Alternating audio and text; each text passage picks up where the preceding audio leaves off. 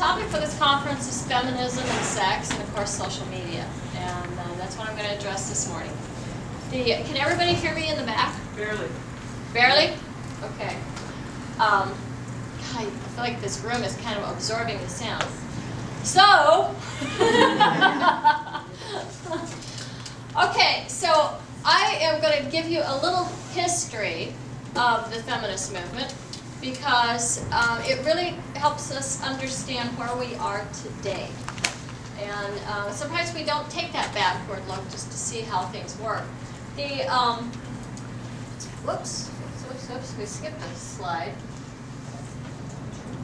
So bear with me because this is not my equipment and I am still figuring it out.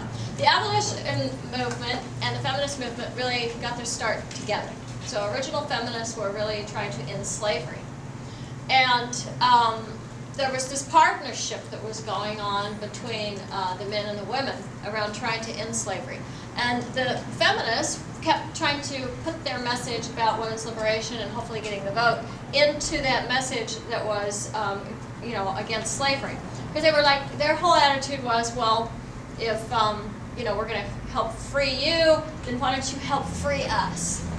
So there was something of a partnership going there. And also really when you think about it, this kind of ties into the predominant roles that women had in their lives at this point, which is always about supporting other people, primarily men and children, taking care of them. So the early feminists did not have or feel like they had the license to step forward and present their cause as a single issue. After the Civil War, the men pretty much abandoned the feminist movement. And the feminists were pretty pissed off about that. So there became an antagonistic attitude towards men at this point. So, I mean, one of the important things here to note is that early feminism actually wasn't about division between the genders. But after the Civil War, now we have kind of a war going on between the men and the women around feminist issues. And the other thing that happened, so you got people like, Caddy Stanton and who else?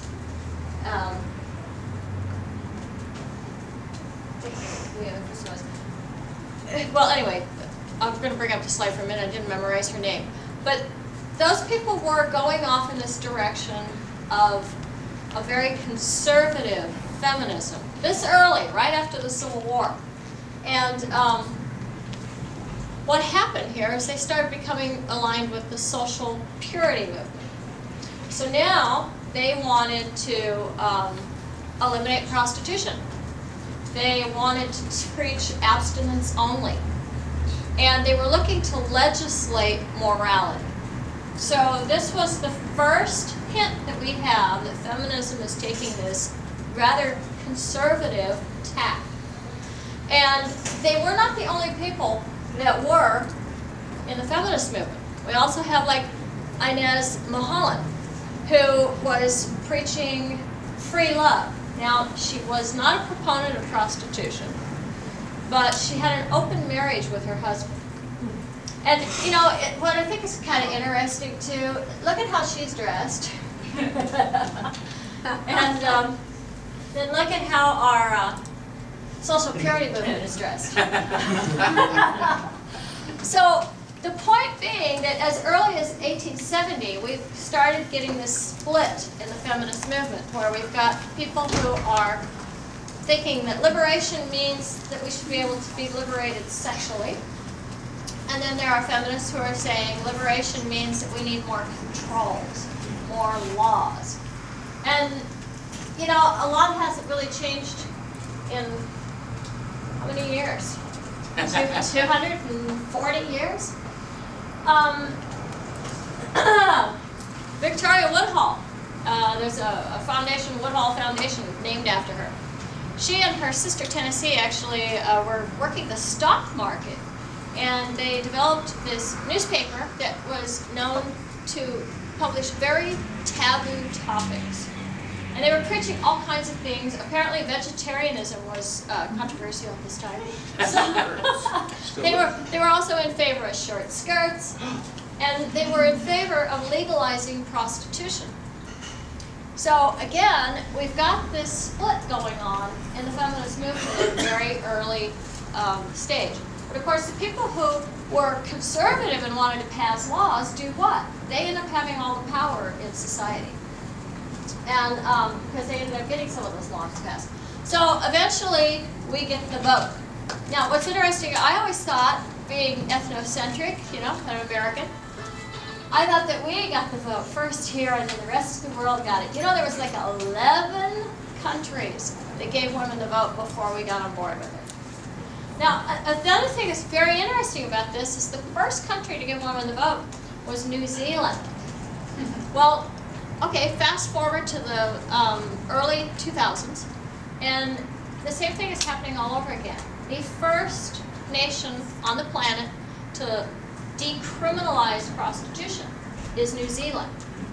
And you don't ever hear about New Zealand. Everybody talks about the Swedish model because they want to point to, again, this legislated morality, which is still going on today. And it's all about protecting women for their own good, and how that has anything to do with feminism has always mystified me. But that is the mainstream feminist tack, is very much about, you know, women who work in the sex industry and women who maybe like to be tied up and beaten are somehow or another deranged, they need therapy, they need to be reprogrammed, and they need to be rescued. Anyway, New Zealand did decriminalize in 2005. They're deliriously happy over there. The world has not ended. They don't have a child prostitution or trafficking problem, certainly not any more than they had before they decriminalized. So the world didn't end. As a matter of fact, it got a lot better. The workers are actually able to prosecute rapes and robberies, and they pay their taxes. And that's why you'll never hear about it. Because it worked. Okay, so the feminist movement from the early 1900s till the 1960s is kind of laying dormant. There's not a lot on the, the radar screen.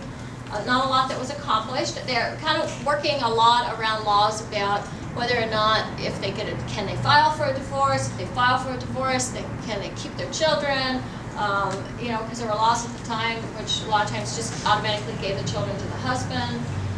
Same thing with property. They were working on transfer of property. They wanted to be able to hold property. So it was very much focused on just legal standing as a full citizen. And by the time the 60s come along, that's when we call it the second wave feminist movement. And the second wave feminist movement is geared towards body. So it's really all about my body is my business. And the focus is very much on birth control, abortion, rape, incest, domestic violence. And that goes from the 60s to the 80s. And I am a part of that second wave feminist movement starting in 1982 when I become a volunteer for a Center Against Rape and Domestic Violence in Corvallis, Oregon. And I'm hanging out with a bunch of angry lesbians and and hippies. They're all older than me, but I was pissed off because I got to campus in 1978 and all the students my age were going to get business majors, and they'd all shaved their hair off and were actually wearing suits to class. It was nauseating. So I started hanging out with the lesbian feminists, and at least they were angry, and I wanted to be angry. I helped to organize and Take Back the Night March. These were very, very volatile times. There were frat boys who would yell out the windows that they wanted to rape us. So any time that we, tried to assert our right to be protected, we were oftentimes in physical danger.